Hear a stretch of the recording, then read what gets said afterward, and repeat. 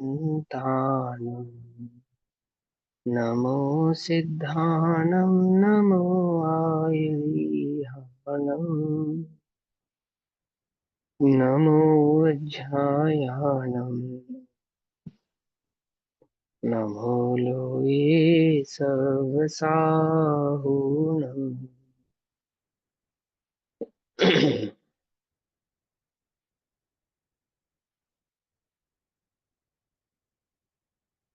नमः समे साराय स्वानुभूत्याश्चिकासते यत्स्वभावाय भावाय सर्वभवान्तरचिते।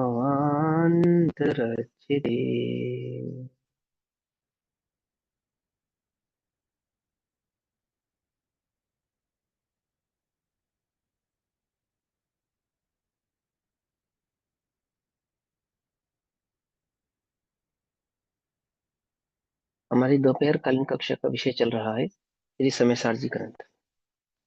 श्री समयसार जी का स्वाध्याय हम सभी आचार्य अमरचंद्र देव द्वारा रचित आत्मख्याति टीका के माध्यम से कर रहे हैं। आत्मख्याति टीका समयसार परिशिष्ट कलश नंबर 268 268। भाव चल रहा है कि गुण स्थानों की परिपाटी में समय दर्शन पूर्वक प्रकट किए गए चौथे गुण से और अनंत अवस्था परितक का जो भाव है वो साध्य भाव है, साधक भाव है। और जो सिद्धत्व प्राप्ति है वो हमारा साध्य भाव है।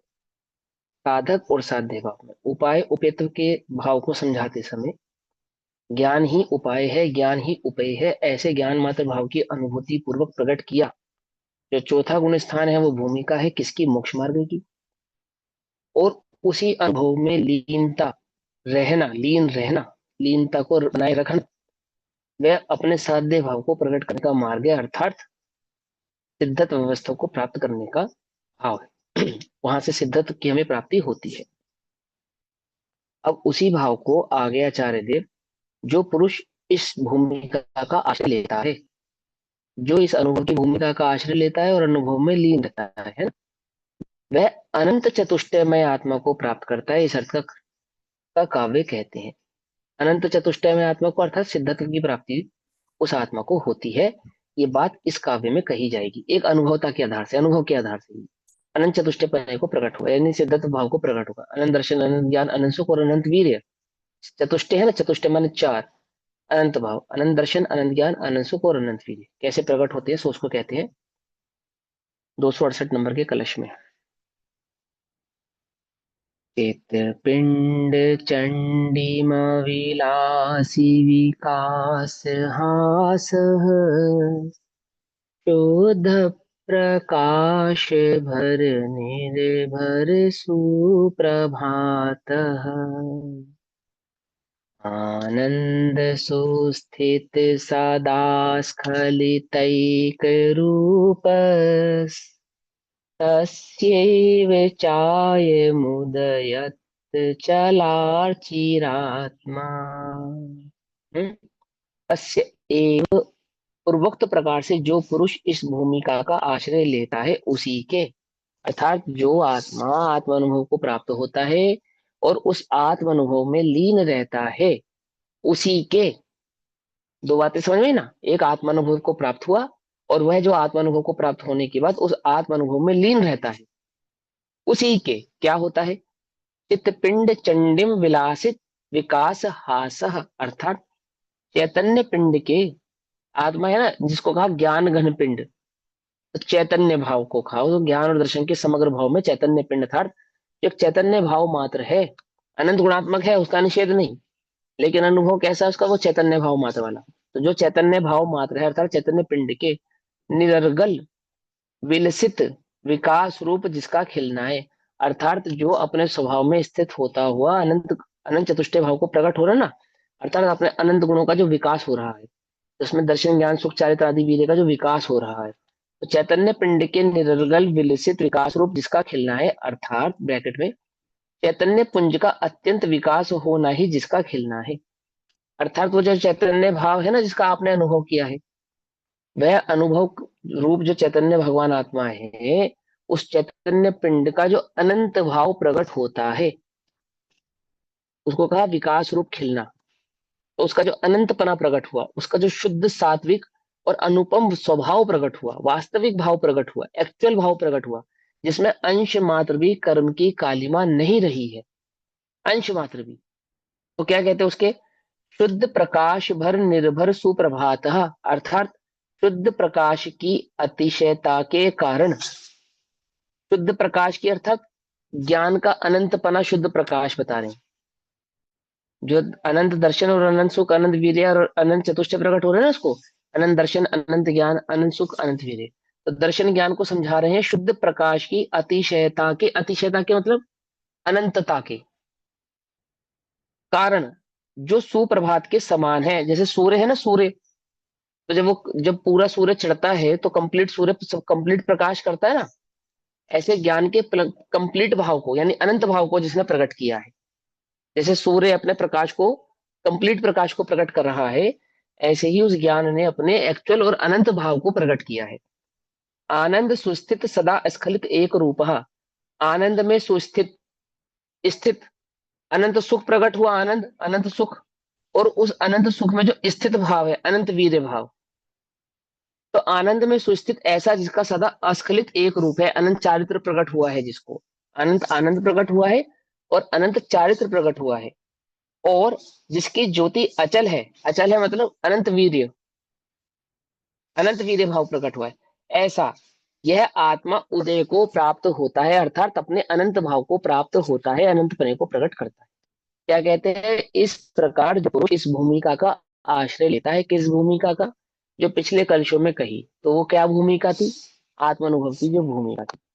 त्यागवाद के माध्यम से वस्तु स्वरूप को भली प्रकार से निर्णय करके, और उस आत्मा का जिसने वेदन की अनुभव किया, उस अनुभव में जो स्थिर रहता है, उसको अनंत दर्शन, अनंत सुख, अनंत ज्ञान और अनंत जीवन भाव की प्राप्ति होती है, प्रकटता होती है। 268 नंबर की कलश में आचार्य देव ने कहा, देखो क्या कहा भाव।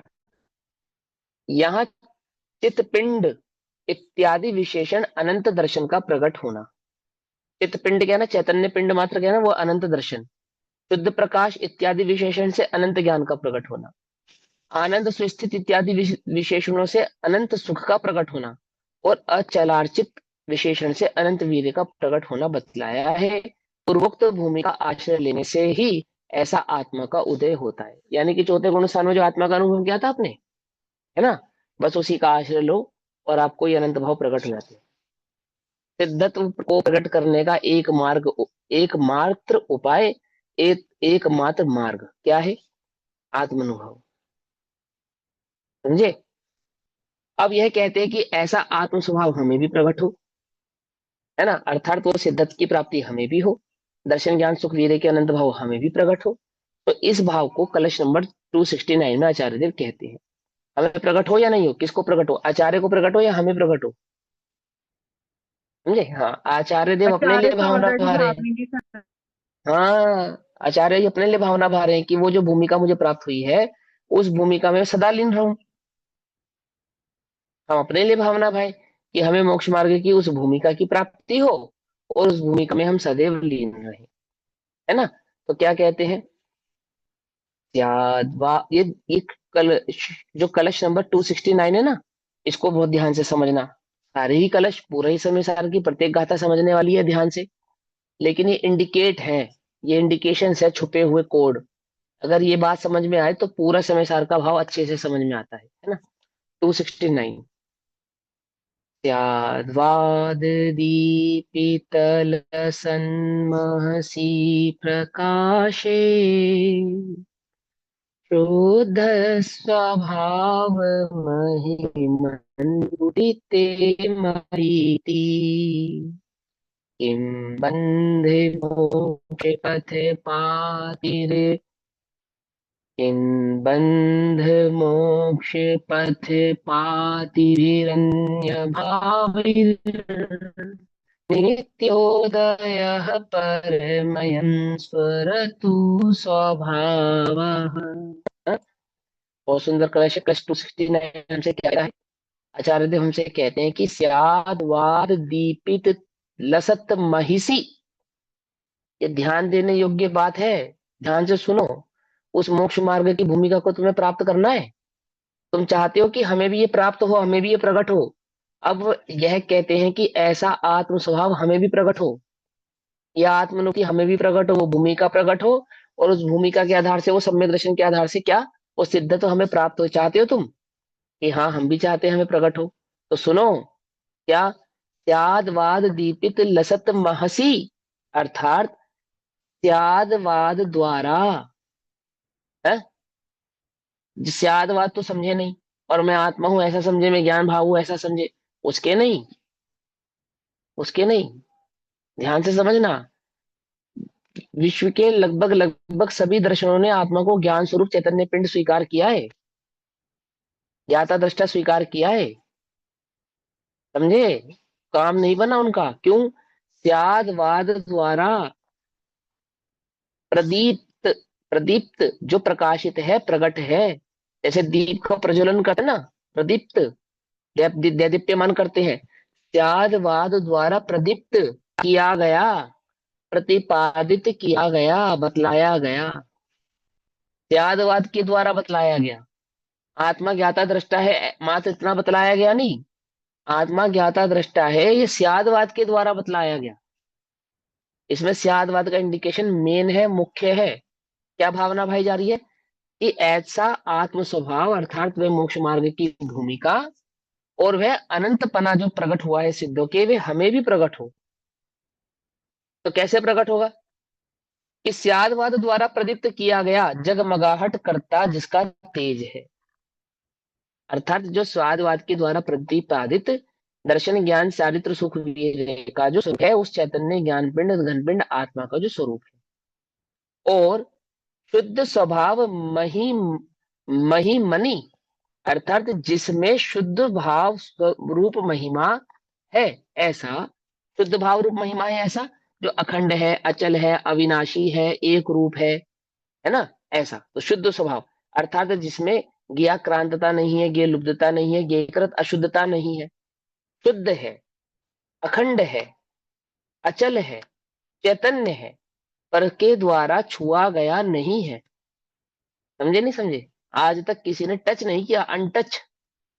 तो क्या कहते हैं? स्यादवाद द्वारा प्रदीप्त किया गया जगमगाहट करता जिसका तेज है, जगमगाहट करता जिसका तेज है, अर्थात जो जो प्रत्यक्ष प्रकट है, वो जो ज्ञान स्वभाव, वो कहीं छुपा हुआ नहीं है, जैसे खोजना नहीं पड़ेगा, ढूंढना नहीं पड़ेगा। बोलो, प्रकाशित वस्तु को ढूंढना पड़ता है क्या? प्रकाश को, बोलो, लोक में प्रकाश को ढूंढना पड़ता है, या प्रकाश अन्य वस्तुओं को ढूंढा कर देता है?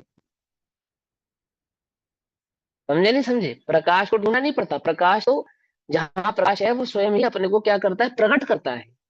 ऐसे ही ज्ञान कैसा है? ज्ञान ऐसा है जो जगमगाहट करता जिसका तेज है, अर्थात जो प्रत्यक्ष प्रकट है, प्रकट है। और कैसा?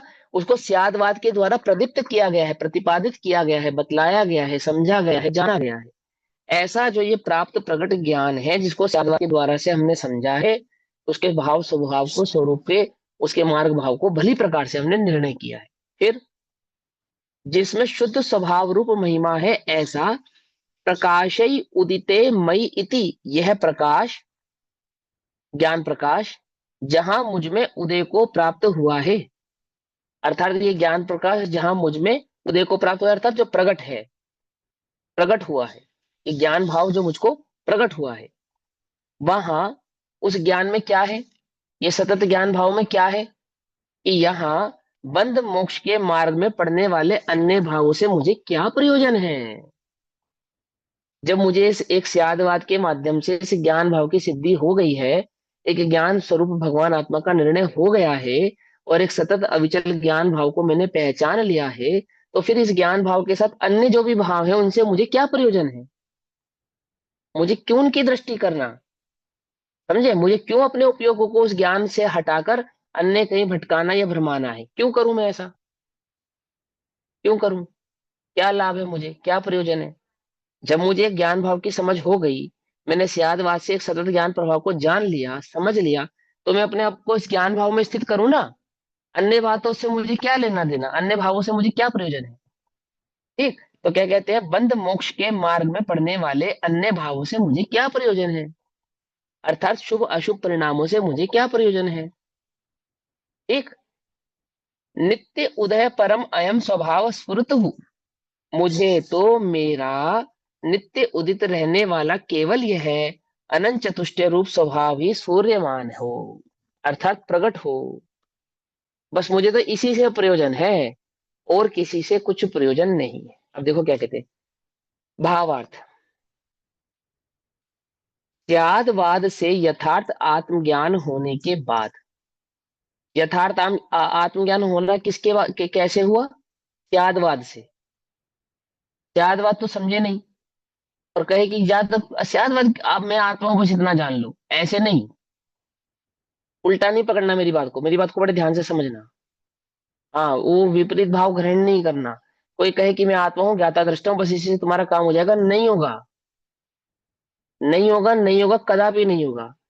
उस आत्मा के ज्ञान भाव को स्यादवाद से ही जाना पहचाना जा सकता है, अन्य किसी भाव से नहीं पहचाना जा सकता। क्यों?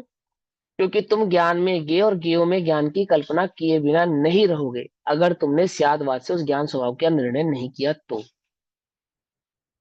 समझे? चाहे फिर वो नरक का नारकी हो, और चाहे वो त्रिंच हो। अगर अगर वो तारतम्यता को और परिपाटी को समझेगा, ये बात सही है कि वो इतना सरल है कि त्रिंचों को भी होता है। ये बात सही है, इसका डिनाई नहीं है, लेकिन त्रिंच और तिरंज शास्त्र नहीं पढ़ते। हम शास्त्र पढ़ने की बात भी नहीं कर रहे हैं, हम कह रहे हैं स्यादवाद की सिद्धि होती है उसको भी। किसको? उस त्रियंच को। और स्यादवाद की सिद्धि का मतलब क्या है? स्यादवाद की सिद्धि का मतलब समय सार परिशिष्ट में कहे गए स्यादवाद संबंधी 14 कलशों का याद होना नहीं, उन 14 कलशों में कहे गए ज्ञान भाव स्वभाव का निर्णय होना। समझे? ज्ञान और ज्ञेय के भाव के स्वभाव के भाव का निर्णय होना, उसको कहते हैं स्यादवाद की सिद्धि। ज्ञान और ज्ञेय के संदर्भ में जो जो आपको स्वभाव की खबर है, उस खबर का नाम है स्यादवाद। पकड़ में बात? तभी आप ज्ञेयों से भिन्न उस ज्ञान में एकत्व भाव को धारण कर पाएंगे, उसका अनुभव कर पाएंगे। नहीं तो या तो आप ज्ञेयों को मिटाते रह जाएंगे, और या फिर ज्ञेयों का ही अनुभव को ज्ञान का अनुभव मान लेंगे। बात समझ में ये? तो क्या कहते हैं, स्याद से यथार्थ आत्म होने के बाद उस आत्मज्ञान का क्या फल है? क्या फल है? बोलो, वो अनंत दर्शन, अनंत सुख, आत्मानुभूति। अनंत वीर्य। हाँ, आत्मानुभूति है ना। तो वो स्यादवाद से यथार्थ आत्मज्ञान होने के बाद, आत्मज्ञान का मतलब आत्मानुभूति होने के बाद। हाँ, अनंत ज्ञान ठीक। अनंत दर्शन। हाँ, तो उसका क्या फल है? अनंत दर्शन, अनंत सुख, अनंत वीर्य, अनंत ज्ञान, ये उसका फल है। तो क्या कहते हैं, होने के बाद उसका फल पूर्ण आत्मा का प्रकट होना है। आत्मानुभूति के बाद उस आत्मानुभूति का क्या फल है? आत्मानुभूति का फल है सिद्धत की प्राप्ति, अनंत दर्शन, सुख, वीर्य और ज्ञान का प्रकट होना। इसलिए मोक्ष का इच्छुक पुरुष यही प्रार्थना करता है कि मेरा पूर्ण स्वभाव आत्मा मुझे प्रकट हो। बंद मोक्ष मार्ग में पड़ने वाले अन्य भावों से मुझे क्या काम है? चौथा, पांचवा, छठा, सातवां, आठवां, नौवां, दसवां अथवा अनंत अवस्था, इनसे मुझे क्या प्रयोजन है? मेरे गुण स्थानों के बढ़ने से मुझे क्या प्रयोजन है? कोई प्रयोजन नहीं है। मुझे तो एकमात्र वह अनंत भाव की प्रकटता हो, शुद्धता हो, अनुभव के साथ वो भाव प्रकट हुए, बस उतना ही है। समझे नहीं? ये भी उपचरित कथन है। बेसिकली तो क्या है कि जो अनुभव प्रकट हुआ है, इस अनुभव में अनंतता प्रकट हो जाए। अर्थात अब मैं कभी इस अनुभव से बाहर आना चाहता नहीं हूँ। इस अनुभव में जो निराकुल सुख का वेदन मुझे हुआ है, अब इस वेदन के सिवा अन्य और कोई वेदन में प्राप्त करना चाहता नहीं हूँ। आई बात समझ में? मुझे इस वेदन में अनंत वीर्य भाव प्रकट हुआ, अर्थात अब इसमें ही मैं सदा के लिए स्थिर हो जाना चाहता हूँ। सदा के लिए उसको कह रहे अनंत दर्शन, अनंत सुख, अनंत ज्ञान और अनंत वीर्य। आई बात समझ में? सिद्ध पर्याय नहीं, वो जो अनुभव प्रकट हुआ, उस अनुभव से अब मैं कभी च्युत होना नहीं चाहता हूँ। इस सुख का वेदन अब मैं कभी छोड़ना नहीं चाहता हूँ। वो जो कभी नहीं छोड़ने वाला परिणाम है ना, और वो जो सदा उस अनुभव में लीन रहने का जो भाव है, उस लीन रहने के भाव का नाम है अनंत दर्शन, अनंत सुख, अनंत वीर्य, अनंत ज्ञान का प्रकट होना।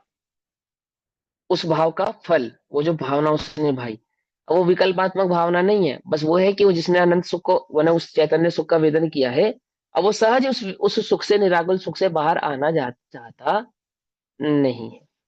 ठीक है ना? ऐसा। यद्यपि नयों के द्वारा आत्मा साधित होता है, यद्यपि नयों के द्वारा आत्म वस्तु को पहचाना जाता है, समझा जाता है, तथापि यदि नयों पर ही दृष्टि रहे तो नयों में तो परस्पर विरोध भी है। यदि नयों में ही दृश्य का उपयोग नयों में ही भरमाता रहेगा, इस अपेक्षा से ऐसा, इस अपेक्षा से ऐसा, इस अपेक्षा से ऐसा, इस अपेक्षा से ऐसा, तब क्या होगा? तब तो तब तो क्या होगा? विरोधाभास होने के कारण आत्मानुभूति को प्रकट नहीं कर पाएगा। नयों का काम क्या था? शाश्वत का काम क्या था? वस्तु स्वरूप से के भाव को, स्वभाव को समझना। अब समझने के बाद क्या करूं? अब समझ लिया, उसका आनंद लो, नयों का भाव छोड़ दो, नयों की दृष्टि छोड़ दो। तो क्या कहते हैं? परस्पर विरोध भी है, इसलिए मैं नयों का विरोध मिटाकर आत्मा का अनुभव करता हूं। इस अर्थ का काव्य कहते हैं। अब मैं नयों का विरोध हटाकर मैंने भली प्रकार से वस्तु स्वरूप को समझ लिया है। आपके द्वारा कहे गए निश्चय और व्यवहार के भाव के द्वारा, स्यादवाद के द्वारा मैंने उस वस्तु स्वभाव के भाव को अच्छी प्रकार से समझ लिया है। अब मेरा ज्ञान क्या हो गया? निशंक हो गया। मुझे उस ज्ञान संदर्भ में, आत्मा के संदर्भ में कोई प्रश्न नहीं है, कोई शंका नहीं है। तो अब क्या करूं मैं? अब मैं उस आत्म तत्व का अनुभव करता हूं। समझे? अनुभव क्यों प्रकट नहीं हो रहा था? क्योंकि ज्ञान स्वभाव समझ में नहीं आया था। अब जो ज्ञान स्वभाव मुझे समझ में आया है, तो अब मैं उस अनुभव दशा को प्रकट करता हूँ, अनुभव भाव को प्रकट करता हूँ। क्या करता हूँ? उस भाव को कहते हैं श्लोक नंबर 270 में। 270 नंबर के कलश में भावना भाई है कि मैं अब नयों के भाव को मिटाकर एक आत्मा का अनुभव करता हूँ। क्षेत्रात्म शक्ति समुदाय मायोयमात्मा सघः प्रणश्यति नैषण् खञ्चयमानः तस्माद् खण्डमनिराकृत खण्डमेकम् एकान्त शान्तिमचलं चिदहं महोस्मि। क्या कहते हैं? चित्र आत्मशक्ति समुदाय मया अयम आत्मा, यह मेरा आत्मा, जिसमें अनंत ये प्रकाशित होते हैं, ज्ञान में लक्षित होते हैं ना, झलकते हैं। अनेक प्रकार की निज शक्तियों का समुदाय में यह आत्मा, अनेक प्रकार के अनंत गुणात्मक भाव वाला यह आत्मा, नए ईक्षण खंडयमान, नयों की दृष्टि से खंड खंड रूप किए जाने पर, जब मैं इसको नयों से समझ रहा था, नई दृष्टि से देख रहा था, नए भाव के आधार से इस आत्मा के स्वरूप का विश्लेषण कर रहा था, अवलोकन कर रहा था, तो कैसा दिख रहा था मुझे? वह आत्मा खंडित दिख रहा था, द्रव्य गुण पर्यायों से खंडित हो रहा था, अनंत गुणों के भाव से खंडित हो रहा था, प्रत्येक समय की पर्याय से खंडित हो रहा था, अलग अलग दिख रहा था। अनंत गुणों की अपेक्षा से दर्शन, ज्ञान, चारित्र, सुख, वीर ऐसा भेद कर रहा था। आई बात समझ में? है ना? तो जब मैं नयों से समझ रहा था, द्रव्य अपेक्षा से ऐसा, गुण अपेक्षा से ऐसा, चारित्र अपेक्षा से ऐसा, पर्याय अपेक्षा से ऐसा, अस्थि से ऐसा, नास्ति से ऐसा, ऐसा समझ रहा था ना, तो क्या हो रहा था? मैं उसके खंडित भाव को देख रहा था। फिर क्या हुआ? तत्काल, अब मैंने जब उसको नयों के आधार से संपूर्ण, उस नयों के आधार से उस आत्मा के स्वभाव भाव को समझा, तो समझने पे क्या हुआ? जैसे ही मुझे नयों के आधार से बतलाए गए उस आत्म स्वरूप की दृष्टि हुई, समझ में आया, तत्काल नाश को प्राप्त होता है। तत्काल नाश को प्राप्त होता है कौन? वो जो खंड है, वो जो नयों का भाव था, वो जो नयों की अपेक्षा से मैं कभी ऐसा, कभी ऐसा, कभी ऐसा, कभी ऐसा देख रहा था, मैं जैसे ही समझ में आया, तो क्या हुआ? वो भेदपना, वो खंडपना, वो नया भाव तत्काल ही नाश को प्राप्त होता है। जैसे ही समझ में आता है, समझ में आते ही क्या हो जाता है? नयों का जो खंड था ना दृष्टि में, वो विलीन हो जाता है। फिर क्या होता है? तस्मात, इसलिए मैं ऐसा अनुभव करता हूं कि देखो, दो बातें समझो। पहली बात ये कि जब मैं आत्मा में खंडित करता हूं तो आत्मा नाश को प्राप्त हो जाता है।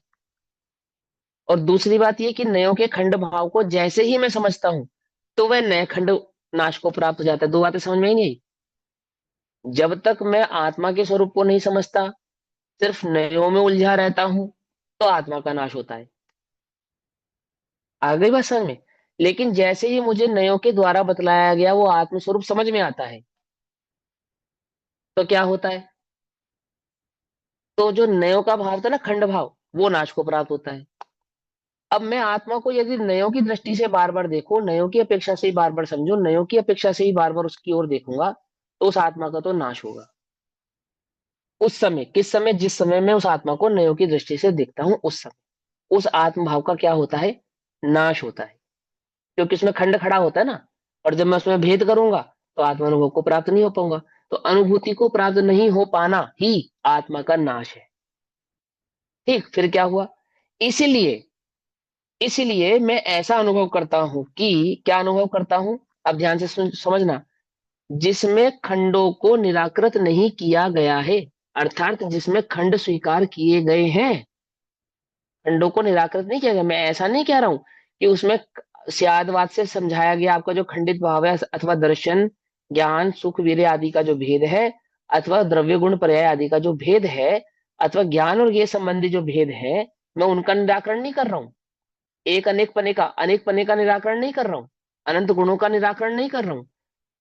मैं अनंत गुण स्वीकार करता हूँ, ज्ञान में अनेक ज्ञों को स्वीकार करता हूँ, ऐसा होने पर भी द्रव्य गुण पर्याय को स्वीकार करता हूँ, ऐसा होने पर भी स्वीकार करता हूँ भी, तथापि जो अखंड है, स्वीकार करने के बाद भी, लेकिन जो अखंड है, एक है, एकांत शांत है, अर्थात जिसमें कर्मोदय का लेश मात्र भी नहीं है, ऐसा अत्यंत शांत भाव है, भाव में है और अचल है, अर्थात कर्मोदय से चलायमान च्युत नहीं होता है, ऐसा चैतन्य मात्र तेज में हूं।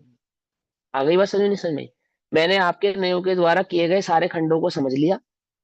अगर मैं खंडों को ही देखता रहूंगा तो इस आत्मा के नाश को प्राप्त हो जाऊंगा। तो मैं तो ये कहता हूं कि आपके द्वारा बतलाए गए द्रव्य गुण पर्याय और एक अनेक आदि तथा आदि सभी भावों को स्वीकार करने के पश्चात, जानने के पश्चात, मैं इस निर्णय पे पहुंचा हूं। किस निर्णय पे पहुंचा हूं? कि मैं एक अचल अखंड एक ज्ञान तेज ज्ञायक चैतन्य पुंज मात्र हूं, अन्य कुछ भी नहीं। समझ नहीं भैया, बात? अनुभव को प्राप्त होना नहीं। हाँ सिद्धांतवाद बोलो। के सिद्धांतवाद के माध्यम से तो हमने ज्ञान के सिद्धांत को समझा, और हम्म। नयो से हमने जो अनंत गुणों में भेद करे थे, ज्ञान दर्शन सुख चारित्र आदि आदि, हाँ उसको हाँ अभेद हाँ, पने से समझा, यही इनको बात भी है ना? भेद अभी दोनों समझे ना, उसके आत्मा के नयो नयो के माध्यम से आत्मा को करता करता हाँ, भी देखा, पहले तो भेद करके आत्मा को समझा, कर्म, फिर ये कर्म जनित। करा कि ज्ञान हाँ मात्र एक ही है। हाँ, दोनों से निर्णय किया ना। उसके व्यवहार और निश्चय पक्ष से हमने क्या समझा?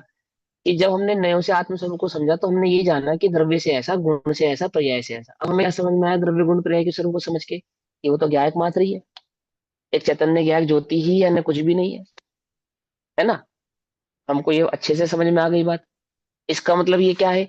ज्ञान मात्र कहने का मतलब हम ये नहीं कि आत्मा में अनंत गुणों का हम निषेध कर रहे हैं। ज्ञान मात्र कहने का तात्पर्य ये नहीं है कि आत्मा के ज्ञान के संबंध का हम निषेध कर रहे हैं। हम तो ये कह रहे हैं, इनको स्वीकार करने के बाद तथापि आत्मा एक ज्ञान ज्योति मात्र है, हमें तो ऐसे ही दिखता है वो, और नहीं दिखता कुछ हमें। ये वह शक्कर, हम उस शक्कर के आकार, उसकी सुगंध, उसकी सफेदी, उसके हल्के भारीपन को स्वीकार करते हैं। ऐसा होने पर भी हमें तो शक्कर एक मिठास भाव मात्र वाली ही दिखती है, अन्य कुछ नहीं दिखती। आई बात समझ में नहीं समझ आई? हमने आकार स्वीकार किया, रंग स्वीकार किया, भारी हल्कापना स्वीकार किया, सुगंधी स्वीकार की, सफेदी स्वीकार की, लेकिन फिर भी जब हम शक्कर को देखते हैं तो हमें तो बस एक वो मिठास का पिंड ही दिखती है और कुछ नहीं दिखती। निषेध नहीं कर रहा, आकार नहीं है इसका निषेध नहीं कर रहे, लेकिन शक्कर माने हमारे लिए स्वाद से मिठास से अलग कुछ नहीं है। ऐसे ही वो ज्ञान चैतन्य पिंड हमारे लिए आत्मा कैसा है, अनंत गुणात्मक भाव को स्वीकार करते हैं, द्रव्य गुण पर्याय के भाव को स्वीकार करते हैं, ज्ञान के संबंध को स्वीकार करते हैं, जानते हैं। फिर भी वो ज्ञान मात्र के सिवा हमारे लिए और कुछ नहीं है, क्योंकि वह ज्ञान ज्योति ही दैदीप्यमान, उसी में वह जाना जाता है, अनुभव में आता है, अखंड भाव उसका समझ में, अनुभव में हमारे प्रत्यक्ष गोचर होता है। तो नहीं, ऐसा अत्यंत शांत भाव में है और अचल अर्थात कर्मोदय से चलायमान चित्त नहीं होता, ऐसा चैतन्य मात्र तेज में हो, अर्थात निर, अपने पर्यायों के शुद्धाशुद्ध भावों को भी समझा। हाँ हाँ, बोलो बोलो बोलो। निराकृत का मतलब क्या है? इसमें खंडों को बताया तो, निराकृत। हाँ, खंडों को निराकृत नहीं किया, मतलब कि हमने खंडों का निषेध नहीं किया है। ठीक। हमने ऐसा कोई निषेध नहीं किया है, हम ऐसा अस्वीकार नहीं कर रहे हैं कि उसमें द्रव्य गुण पर्याय नहीं है, उसमें अनंत गुण नहीं है, उसमें ज्ञान के संबंध नहीं है, इसका हम निषेध नहीं कर रहे हैं, इसका निराकरण नहीं कर रहे हैं। ऐसा होने पर भी हम तो उसको एक अखंड अचल और एक ज्ञायक भाव मात्र ही देखते हैं और कुछ नहीं देखते, ऐसा। ठीक है। आत्मा में अनेक शक्तियां हैं, मुझ में अनंत गुणात्मक भाव प्रकट है,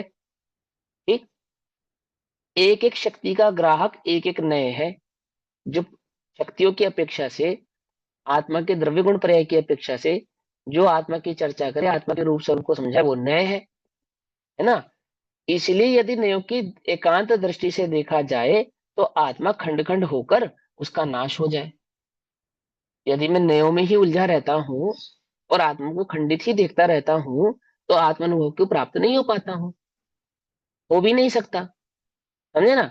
मैं दर्शन, ज्ञान, सुख, वीर ऐसे ऐसे ये सब देखूंगा, इससे आत्मानुभव तो होगा नहीं। मैं अनंत शक्ति वाला हूँ, अनंत गुणात्मक हूँ, पर से भिन्न हूँ, ये क्या कर रहे हो? तो तुम भेद कर रहे हो। अनुभव कैसे प्रकट होगा? एक चैतन्य ज्ञायक भाव हूं और उसमें लीन हो जावे, बस अन्य सभी विकल्पों को छोड़ दे। समझे। अपने एक चैतन्य ज्ञायक भाव के अखंड भाव को चैतन्य भाव से पहचाने, जाने, अनुभव करे, तो ही उसमें लीनता प्रकट होती है। तो क्या कहते हैं, एकांत दृष्टि से देखा जाए तो आत्मा का खंड खंड होकर उसका नाश हो जाता है। ऐसा होने से स्यादवादी, ऐसा होने से स्यादवादी, ऐसा होने से स्यादवादी नयों का विरोध दूर करके, नयों का विरोध कौन दूर कर सकता है? स्यादवाद के स्वभाव को जानने वाला, स्यादवाद के स्वरूप को पहचानने वाला, जिसने उस आत्म तत्व की स्यादवाद से सिद्धि की है, वो नयों की विरोध को दूर करके चैतन्य मात्र वस्तु को अनेक शक्ति समूह रूप, सामान्य विशेष रूप और सर्वशक्तिमय, क्या क्या क्या, चैतन्य मात्र वस्तु को अनेक शक्ति समूह रूप है ऐसा भी स्वीकार करता है, सामान्य विशेष यानी द्रव्य गुण पर्याय के भाव को भी स्वीकार करता है, एक अनेक भाव को भी स्वीकार करता है, और सर्वशक्ति में एक ज्ञायक मात्र अनुभव करता है। ऐसे सर्वशक्तिमान होता हुआ वह आत्मा, अनंत गुणात्मक आत्मा, अनंत भाव को लिए हुए भी एक ज्ञान मात्र है ऐसा वह अनुभव करता है। कौन? वो स्यादवादी। तो जो स्यादवाद के पक्ष को भली प्रकार से जानते हैं, समझते हैं, पकड़ते हैं, वो कैसा अनुभव करते हैं? उस आत्मा को अनंत गुणात्मक स्वीकार करते हैं, द्रव्य गुण पर्याय को स्वीकार करते हैं, और ऐसा होने पर भी एक चैतन्य ज्ञायक भाव का ही अनुभव करते हैं। ना भेदों में पड़ते हैं, ना अनंत गुणों में पड़ते हैं, ना द्रव्य गुण पर्याय आदि के पक्ष में जाते हैं, न निश्चय व्यवहार के पक्ष में पड़ते हैं। एक चैतन्य ज्ञायक भाव का ही वेदन करते हैं, अनुभव करते हैं। ऐसा ही वस्तु का स्वरूप है, इसमें विरोध नहीं है। अब ज्ञानी अखंड आत्मा का ऐसा अनुभव करता है, इस प्रकार आचार्य देव गद्य में कहते हैं। लेकिन ना द्रव्येण खंडयामी, ना क्षेत्रेण खंडयामी, ना कालेन खंडयामी, ना भावेन खंडयामी, सुविशुद्ध एको ज्ञान मात्रो भावस्मि। है, क्या कहते हैं? ज्ञानी शुद्ध नय का अवलंबन लेकर ऐसा अनुभव करता है कि, अब अनुभव कैसा करता है? ये अनुभव जो लिख रहे हैं ना, ऐसा अनुभव करता नहीं, अनुभव करता चैतन्य भाव मात्र। उस चैतन्य भाव मात्र का मतलब क्या है वो बतला रहे हैं। जो ज्ञानी अपने आत्म तत्व को एक चैतन्य भाव मात्र अनुभव किया ना, तो उसका अर्थ क्या है? क्या भाव है उस चैतन्य भाव का? अर्थ, उस अखंड पने का मतलब क्या है? तो क्या कहते हैं, मैं अपने को अर्थात मेरे शुद्धात्म स्वरूप को ना तो द्रव्य से खंडित करता हूं, ना क्षेत्र से खंडित करता हूं, ना काल से खंडित करता हूं, ना द्रव्य से खंडित नहीं करता, अर्थात द्रव्य ना क्षेत्र से खंडित करता यानी कि प्रदेश, द्रव्य से खंडित नहीं करता यानी कि गुण, क्षेत्र से खंडित नहीं करता यानी कि प्रदेश, काल से खंडित नहीं करता यानी कि पर्याय, और ना भाव से खंडित करता हूं यानी कि गे, ज्ञान में झलकने वाले अनंत गे भाव। तो विशुद्ध एक ज्ञान मात्र भाव हूं ऐसा अनुभव करता हूं। यदि शुद्ध ने से देखा जाए तो शुद्ध चैतन्य मात्र भाव में द्रव्य क्षेत्र काल भाव से कुछ भी भेद दिखाई नहीं देता, इसलिए ज्ञानी अभेद ज्ञान स्वरूप अनुभव में भेद नहीं करता है। ज्ञान स्वभाव ज्ञान स्वरूप में क्या नहीं करता है? अभेद ज्ञान स्वभाव में क्या नहीं करता है? भेद नहीं करता है। ज्ञान और सुख का भी भेद नहीं करता है, ये भी ध्यान समझना। ज्ञान का वेदन अलग करे, सुख का वेदन अलग करे, ऐसा नहीं करता है। ज्ञान भाव मात्र का ही वेदन करता है। वो ज्ञान के निराकुल परिणाम को ही सुख कहते हैं, सब हम चर्चा पिछली कक्षाओं में कर चुके हैं ना। ज्ञान मात्र भाव स्वयं ही ज्ञान है। क्या कहा? ज्ञान भाव मात्र स्वयं ही ज्ञान है, मतलब ज्ञान माने आत्मा, और ज्ञान मात्र भाव मतलब जो सतत ज्ञान प्रवाह है। देखो ध्यान से सुनो सब, बहुत अच्छे से, 1 मिनट के लिए उपयोग स्थिर हो बस। हालांकि आपका पूरी कक्षा में उपयोग स्थिर है मुझे मालूम है, लेकिन विशेष उपयोग स्थिर करो। क्या? ये जो सतत ज्ञान भाव है ना, ये जो ज्ञान प्रवाह है, ज्ञान, ज्ञान समझना, गे नहीं। अभी तुम इसे ज्ञान को 1 मिनट के लिए शांति से देखो। ये जो सहज ज्ञान भाव है, इसको मैं ज्ञान से समझ रहा हूं, पकड़ता हूं, या ज्ञेय से पकड़ता हूं? कैसे समझ में आता है मैं ज्ञान हूं? मैं ज्ञान हूं ये समझ में आता है ज्ञान भाव से, या ज्ञान में झलकने वाले ज्ञेयों से मुझे समझ में आता है कि मैं ज्ञान हूं? कैसे समझ में आता है बताओ? ध्यान से।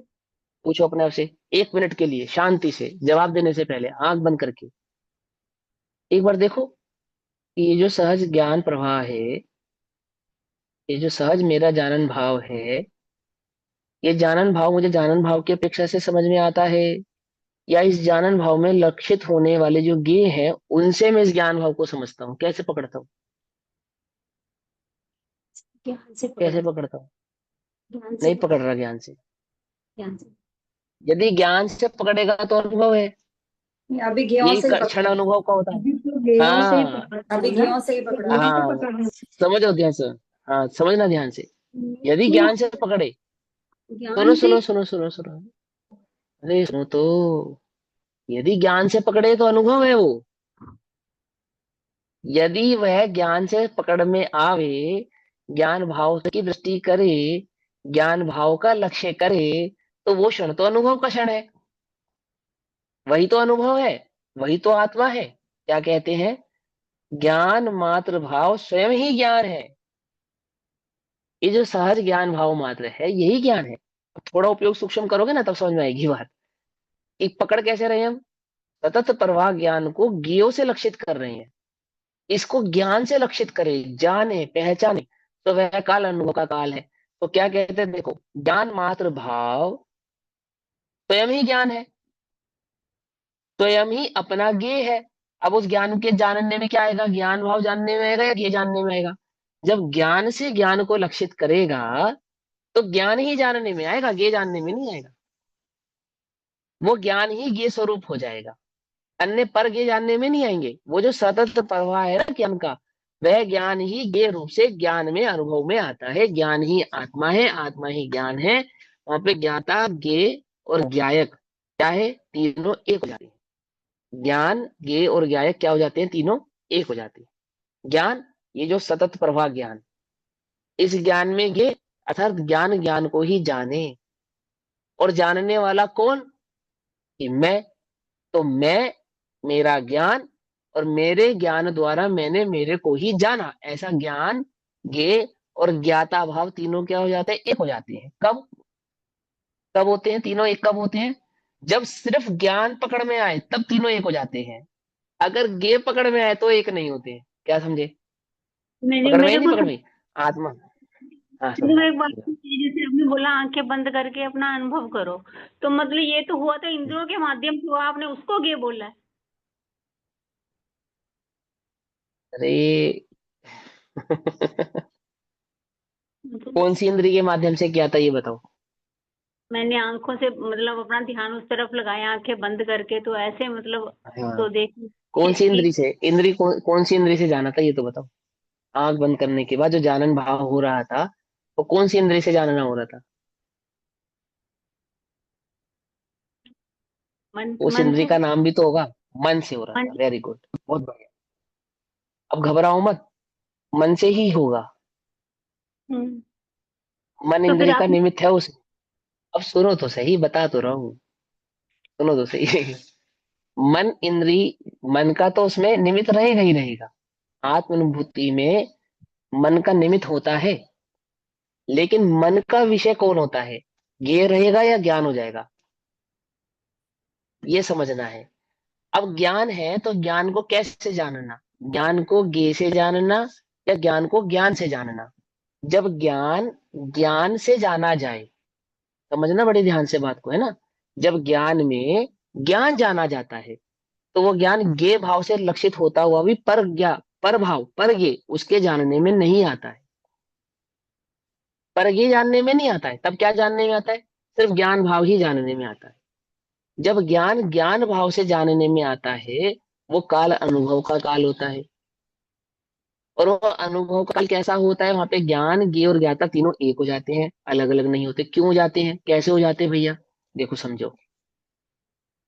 जो ज्ञाता है ना, ज्ञाता, जिसको हम द्रव्य कहते हैं, आत्म द्रव्य, वो आत्म द्रव्य तो अरूपी है, उसको तो हमने देखा नहीं, है ना। और वो अरूपी होने से साथ साथ इतना सूक्ष्म भी है कि वो केवल ज्ञान गम में ही है, द्रव्य भाव से। एक दूसरी बात कि मेरे जो जानने में आता है, वो जानना तो मेरे जानन भाव की जो पर्याय है ना, बस यही एक मेरे ज्ञान का विषय बनती है। उस द्रव्य का निर्णय तो मैं आगम के आधार से करता हूँ, स्वभाव के उसके स्वरूप का निर्णय मैंने आगम के आधार से किया। स्यादवाद उसमें मुख्य है ना, स्यादवाद, स्यादवाद वादवाद कह रहे हैं ना। ये स्यादवाद किसका लक्षण है? जब आचार्य अमरचंद्र देव ने पुरुषार्थ सिद्धि उपाय में आगम को नमस्कार किया, तो उन्होंने लक्षण क्या बनाया? स्यादवाद। बोले मैं स्यादवाद को नमस्कार करता हूं, क्योंकि स्यादवाद ही आगम का प्राण है, ऐसा कहा ना उन्होंने। समझे नहीं समझे? तो हमने उस स्यादवाद से आगम में लक्षित उस आत्म द्रव्य के भाव को, रूप को, स्वरूप को भली प्रकार से समझा। समझ लिया ना? वो तो मैंने समझा है, वो मेरी धारणा है, वो मेरी समझ का ज्ञान है। और जो मैंने समझा है उस अरूपी आत्म तत्व का जब मुझे अनुभव करना है, तो कैसे अनुभव होगा वो? तो वो कोई दिखाई देता है क्या? उसका अनुभव कैसे होता है?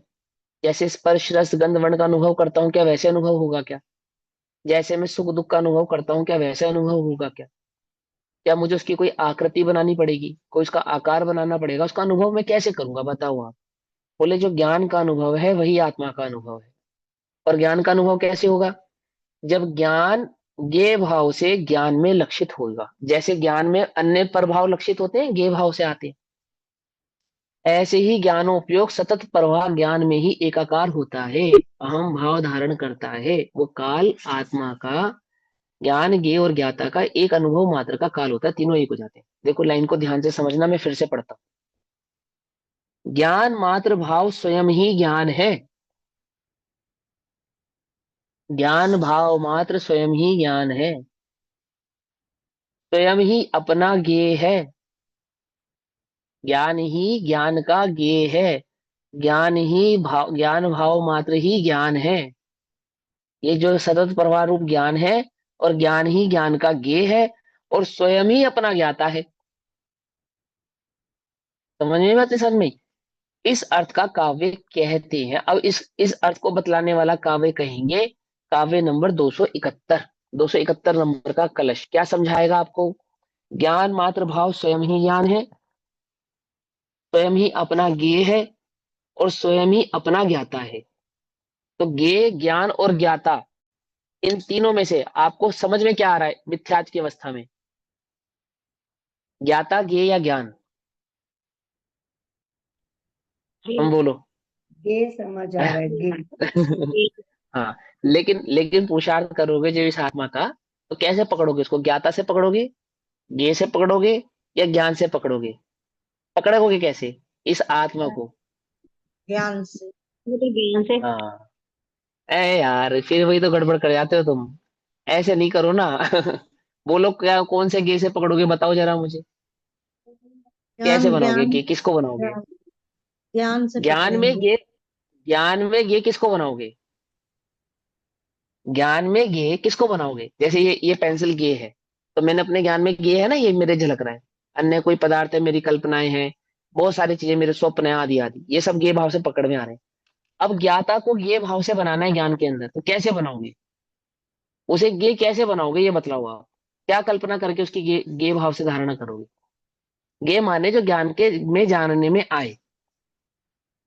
तो ज्ञान के जानने में आत्मा कैसे आता है? क्या तुमने उस आत्मा को देखा है, या उसकी तुम कल्पना करोगे? कैसे कैसे जानोगे ये आत्मा, ये कैसे जानोगे? कैसे आएगा तुम्हारे जानने में ये आत्मा है? पद्मासन में आएगा, खड़गासन में आएगा, ये बताओ। ये कुछ कैसे नहीं। आएगा? नहीं आएगा। असंख्यात प्रदेशी आएगा, अनंत गुणात्मक आएगा, कैसा आएगा? क्या आएगा? ज्ञान में आएगा क्या? बतलाओ तो सही। वो आत्मा तुम्हारे ज्ञान में जब जानने में आएगा, तुम्हें क्या लग रहा है, कैसे आएगा, क्या जानने में आएगा? सात और परदेशी ज्ञेय को जानन देखोगे, जानन भाव ही आएगा। जानन रोशनी हाँ, गे ज्ञान को रूप। देखोगे तो आत्मा जानने में नहीं आएगा, और आत्मा को देखोगे तो भी आत्मा जानने में नहीं आएगा। समझना, नहीं तो उल्टा नहीं पकड़ना मेरी बात को, बहुत ध्यान से समझना। आत्मा को देखोगे तो भी आत्मा जानने में नहीं आएगा, तुम जानते ही नहीं ना उस आत्मा को, किसको देखोगे। और ज्ञेय को देखोगे तो भी आत्मा अनुभव नहीं होगा, तो किसको देखो। सतत ज्ञान ज्ञान है भाव में ज्ञान। एकाकार होने का नाम है, सतत ज्ञान भाव में एकाकार जो होगा उसको कहेंगे ज्ञानाकार।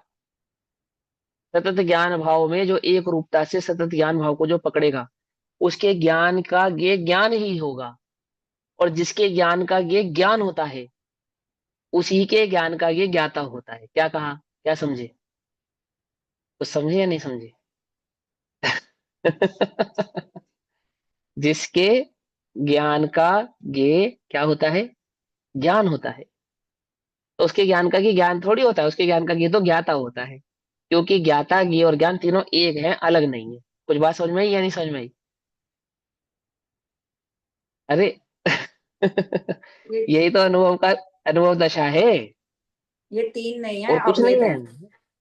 हाँ, तीन, तीन नहीं है, अभेद है, अभेद है। अभेद है।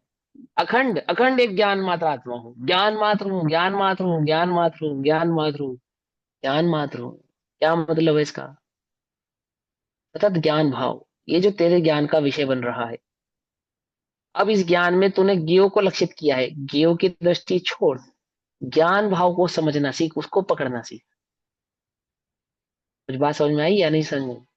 है ना? त्यागवाद से सिद्ध किया, क्या सिद्ध किया? कि ज्ञान में झलकने वाले ज्ञेय का निषेध किए बिना ज्ञेय की दृष्टि छोड़कर सहज ज्ञान भाव को लक्षित किया जाता है। मुश्किल नहीं है, कितना आसान है, कितना आसान है। लेकिन वो ज्ञेय की दृष्टि पकड़ करेगा तो ज्ञान पकड़ में नहीं आएगा। ज्ञान, जिसके ज्ञान ने, जिसके जानने में ये सारा संसार आ रहा है, किसके जानने में आ रहा है? तुम्हारे मन के परिणाम, तुम्हारे विकल्प, तुम्हारे विचार किसके जानने में आ रहे हैं? किसके जानने में आ रहे हैं? जहां वो जाने जा रहे हैं, जिसके वो जानने में आ रहे हैं उसको पकड़ो, विचार को मत पकड़ो। जिसके वो जानने में लक्षित हो रहे हैं उसको पकड़ो, लक्ष्य को मत पकड़ो। उस लक्षण को मत पकड़ो जो ज्ञान के में जानने में आ रहा है, जिसके जानने में आ रहा है उसको पकड़ो। अपने उपयोग को वहां लेकर जाओ, ये किसके जानने में आ रहा है, कौन है जो इन्हें जान रहा है, वो कौन है? वो जो ज्ञान है, वो जो ज्ञान है वही मैं हूं, और कुछ मैं नहीं। कर कर देखना, प्रैक्टिस करो, सुनो। अब क्या कहते हैं, कलश नंबर 271। योऽयं भावो ज्ञानमात्रोऽहमस्मि, है, अहम ब्रह्मास्मि। जगत ने क्या कहा? अहम ब्रह्मास्मि। आचार्य क्या कहते हैं? योऽयं भावो ज्ञानमात्रोऽहमस्मि, ज्ञेयो ज्ञेय ज्ञानमात्रः सनेव, ज्ञेयो ज्ञेय ज्ञानकल्लोलवलगन्, ज्ञान ज्ञेय यज्ञार्थ यज्ञार्थमद्वस्तु मात्रः। ज्ञान मात्र वस्तु है, ज्ञान मात्र ही मैं हूं, है ना? योऽयं भावो ज्ञान मात्रो हमस्मि। देखो सुनो, या अयम ज्ञान मात्र भाव अहम अस्मि, सह गे ज्ञान मात्र एवं न गेह। क्या है इसका अर्थ? देखो कितना प्यारा अर्थ है, सुनो। मैं भी बहुत ज्यादा संस्कृत थोड़ी जानता हूँ, सुनो। देखो क्या कहते हैं, जो यह ज्ञान मात्र भाव मैं हूं, है, ये जो ज्ञान भाव मात्र मैं हूं, अभी ये ज्ञान भाव है या नहीं है? तुम्हें अपना ज्ञान पकड़ में नहीं आ रहा? ये जानन भाव समझ में नहीं आ रहा? तुम जानने वाले हो, तुम्हें नहीं पता कौन जान रहा है? आंख जान रही है, कान जान रहे हैं, दिमाग जान रहा है, दिल जान रहा है, कौन जान रहा है? शरीर जान रहा है या तुम जान रहे हो? इतना तो प्रत्यक्ष है, उद्योतमान है, स्फुरमान है। और कितना पता है तुम्हें? प्रत्यक्ष है, उदित है, स्फुर्यमान है, छुपा हुआ नहीं है। इसे कोई छुपा नहीं सकता। किसे? ये जो ज्ञान भाव है या नहीं है? बोलो। है ना? कहाँ है? कहाँ है? दिमाग में है या दिल में है या सर्वांग में है? ये जानन भाव कहाँ है? कहाँ से जान रहे हो? है रे नहीं? बोलो जानन भाव। अब सर्वांग की ओर मत देखो, जानन भाव की ओर देखो। समझे? जब जानन भाव पकड़ में आता है तो उपयोग कहाँ जाता है? दो आंखों के बीच में। क्या समझे? नहीं समझे? कहाँ जाता है? जब ज्ञान भाव पकड़ में आता है तो दो आंखों के बीच में नहीं जाता है, नासाग्र नाक के अग्रभाग पे नहीं जाता है। कहाँ जाता है? हाथ में, पाँव में, दिल में, दिमाग में, खून में, कहाँ जाता है? कहाँ जाता है? जब ज्ञान भाव पकड़ में आता है तो उपयोग ज्ञान भाव में जाता है। ज्ञान कहाँ है? सर्वांग है ना, सर्वांग। सर्व भाव, सर्व अंग भाव से। अंग माने देह नहीं, अंग माने देह नहीं, शरीर नहीं, वो ज्ञान भाव मात्र पकड़ में आता है। कि उपयोग दिल में चला जाएगा, उपयोग दिमाग में चला जाएगा, हृदय में चला जाएगा, कान में कहीं नहीं जाएगा, ज्ञान भाव में जाएगा।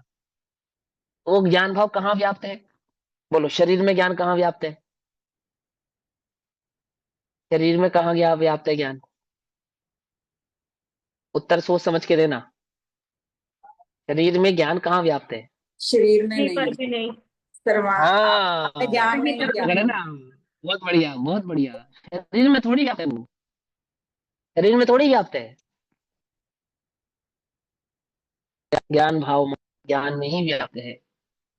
जब ज्ञान लक्षित होता है, जब ज्ञान पकड़ में आता है, तब पर भाव अन्य भाव ज्ञान का विषय नहीं बनते हैं। आई बात समझ में?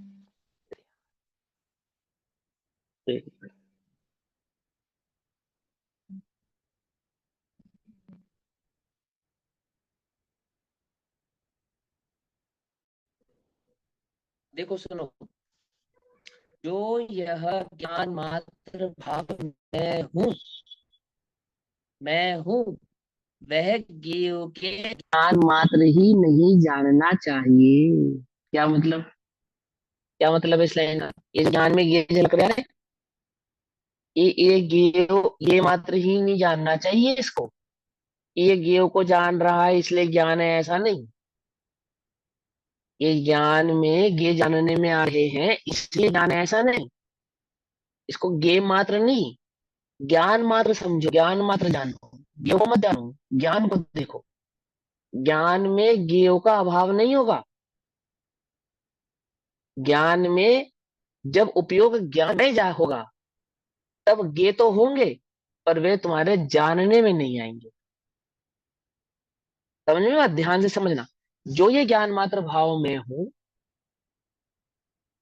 वह गेव के ज्ञान मात्र ही नहीं जानना चाहिए। उसका काम बस इतना ही नहीं है कि वो गेव को जाने। समझे? वह गेव के ज्ञान मात्र ही नहीं जानना चाहिए। उस ज्ञान का काम इतना ही नहीं है कि वो गेव को जानता रहे, गेव को ही जाने। पकड़ में ही बात? नहीं पकड़ में ही? सारी सारी सारी दुनिया कैसे ध्यान कराती है, वो आत्मा कैसे पढ़ाती मालूम? आंख बंद करके बैठ जाओ। अब जो भी विचार ज्ञान में आए उसके ज्ञाता दृष्टा बने रहो। जो भी आए उसके ज्ञाता दृष्टा रहो। जो जानने में आ रहा है मैं उसका ज्ञायक हूँ। क्या है इसका मतलब? इसका मतलब पता है क्या है? ज्ञान की ड्यूटी है ज्ञेय को जानना। ये ड्यूटी पे लगा दिया तुमने उसको एक। वो समझे ज्ञो ही में नहीं ही समझे रुके हुए हैं। इस? हाँ, ये कोई ध्यान है? नहीं। ये कोई ध्यान है? ये बेवकूफी है। इसको ध्यान नहीं कहते, आत्मज्ञान नहीं है। ये तो ज्ञेय का ध्यान है। तुम ज्ञाता दृष्टा हो किसके? ज्ञेय के। अरे भगवान, ये भगवान आत्मा ज्ञेय का ज्ञाता दृष्टा नहीं है। ये किसने कहा तुमसे? इसका काम है ज्ञेय को जानना। इसका ज्ञेय भी ज्ञान है। क्या? क्या कहा? इस ज्ञान का जो ज्ञेय है ना, ज्ञेय, वो भी ज्ञान है, पर भाव नहीं है। पर ये नहीं है। जो ज्ञेय को जाने वो ज्ञान नहीं है। अब उल्टा नहीं पकड़ना। ज्ञेय के जानने, ज्ञान के जानने में ज्ञेय तो आते हैं, परंतु जो ज्ञेय को जाने वो ज्ञान नहीं है। ज्ञान कौन कौन है फिर? जो ज्ञान भाव को जाने वो ज्ञान है। तो क्या कहते हैं? जो यह ज्ञान मात्र भाव मैं हूं वह ज्ञेय के ज्ञान मात्र ही नहीं जानना चाहिए। कौन कह रहा है ये बात? त्यादवाद के पारखी अनुभवी वो भावलिंगी संत जंगल में बैठे आचार्य अमरचंद्र देव आचार्य कुंद कुंद के इस ग्रंथ पे टीका लिख रहे हैं। और क्या कह रहे हैं? ये जो ज्ञान भाव में मात्र मैं हूं वह ज्ञेय के ज्ञान मात्र ही नहीं जानना चाहिए। ये ज्ञान कल्लोल वल्गन परंतु ज्ञेयों के आकार से होने वाले ज्ञान की कल्लोलों के रूप में परिणमित होता हुआ वह वह ज्ञान ज्ञेय ज्ञाता में वस्तु मात्र जानना चाहिए। हाँ, ज्ञान में जो ज्ञेय झलक रहे हैं और उस ज्ञेय के झलकन में वो जो जानने वाला है जिसमें वो झलक रहे हैं उस ज्ञान भाव को जानना चाहिए। उसको जानना का मतलब क्या है? ज्ञान ज्ञेय ज्ञाता का एक भाव होना चाहिए। अर्थात ज्ञान की दृष्टि ज्ञान पे ही होनी चाहिए, ज्ञेयों पे नहीं होनी चाहिए। तो देखो क्या कहते हैं। देखो जब समुद्र देखोगे तो लहर नहीं दिखेगी और लहर देखोगे तो समुद्र नहीं दिखेगा, सीधी सीधी सी बात। और लहर और समुद्र में कोई अंतर नहीं है, एक ही है, एक ही है। क्या कहते हैं देखो, ज्ञेयों के आकार से होने वाले अर्थात ज्ञान में जो ज्ञेय जानने में आते हैं ना, उन ज्ञेयों के जानने से क्या होता है? ज्ञान की कल्लोलों के रूप में अर्थात ज्ञान में ज्ञेय आकार झलकता है। तो अनेक प्रकार के ज्ञेय बनते हैं। उसमें परिणमित होता हुआ उन अनेक अनेक ज्ञेयकारों में क्या है? वह ज्ञान ज्ञेय ज्ञाता माय वस्तु मात्र जानना चाहिए। अर्थात उस ज्ञान भाव मात्र को ही जानना चाहिए। ज्ञान ज्ञेय ज्ञात्रमत वस्तु मात्र ज्ञेय अर्थात ज्ञान का ज्ञेय कौन होना चाहिए? ज्ञान का ज्ञेय कौन होना चाहिए? परभाव नहीं, स्वभाव। परभाव नहीं, निज भाव। निज भाव क्या है मेरा? ज्ञान। अब ज्ञान को ज्ञेय बनाओ, बनाओ ज्ञान को ज्ञेय, देखो कैसे बनता है और मुझे बताना कैसा दिखा ज्ञान का ज्ञेय। जब ज्ञान ज्ञान के जानने में आए तो कैसा जानने में आया वो मुझे बतलाना। उस हरा था या पीला, लाल था या सफेद, है ना? कुछ तो होगा। अच्छा था या बुरा, सुंदर था या कुरूप, कैसा था वो बतलाना, है ना? तो सुनो, देखो ब्रैकेट में क्या लिखा। अर्थात स्वयं ही ज्ञान, स्वयं ही ये और स्वयं ही ज्ञाता। कौन? वो जो एक समय की ज्ञान की पर्याय है, वह ही ज्ञान, वह ही ये और वह ही ज्ञाता। है कुछ मुश्किल है? तुमको क्या लगता है? समय दर्शन मुश्किल है? आत्मानुभूति मुश्किल है? एक बार उस ज्ञान भाव ऐसा वर्तता है ना, कहीं ढूंढना भी नहीं, बनाना भी नहीं, खोजना भी नहीं, बस एक समय के लिए उपयोग को स्थिर करना मात्र है। कुछ भी मुश्किल नहीं है। अब तुम मिथ्या मिथ्या कल्पना करते हो ना, उसमें गड़बड़ हो जाती है। काका सिंपल सी बात। अर्थात स्वयं ही ज्ञान, स्वयं ही ये और स्वयं ही ज्ञाता। इस प्रकार ज्ञान ज्ञेय ज्ञाता रूप तीनों भाव युक्त वस्तु मात्र जानना चाहिए। तो कैसे जानना चाहिए? तीन वस्तु को एक करना चाहिए। क्या करना चाहिए? ये जो ज्ञान भाव में जो ज्ञानोपयोग है, यानी उपयोग का जो ज्ञान पे स्थिर होना हुआ, उसी का नाम है ज्ञान, उसी का नाम है ज्ञेय, उसी का नाम है ज्ञाता। एक रूप से ही है वो, उसमें तीन नहीं है। जब उपयोग ज्ञान उपयोग रूप होता है तो वो जो हमने खंड करके तुम्हें ज्ञान ज्ञेय और ज्ञाता कहे थे, वो तीनों एक ही रूप से अनुभव में आते हैं, एक ही भाव जानने में आता है। एक ही क्यों जानने में आता है? क्योंकि वह खंडित नहीं है। खंडित तो हमने उसको भाषा मात्र में किया था। वस्तु थोड़ी खंडित थी, वो आत्मा थोड़ी खंडित है। खंडित करके तो हमने तुमको बतलाया था, भेद करके तो हमने तुमको बतलाया था, लेकिन वो तो वास्तव में अभेद ही है। तो जब वो अनुभव में आएगा तो अभेद ही तो आएगा, भेद करके कैसे आ जाएगा? ज्ञान का अनुभव करोगे अलग और ज्ञाता का अनुभव करोगे अलग, बोले ऐसे कैसे हो जाएगा? इस अगर ऐसा होगा तो फिर तो हमें स्वीकार करना पड़ेगा कि ज्ञान अलग है और ज्ञाता अलग है। क्या कहा? लेकिन हम तो जानते हैं ना, ज्ञाता से ज्ञान भिन्न नहीं है। ज्ञान का वेदन ही ज्ञाता का वेदन है।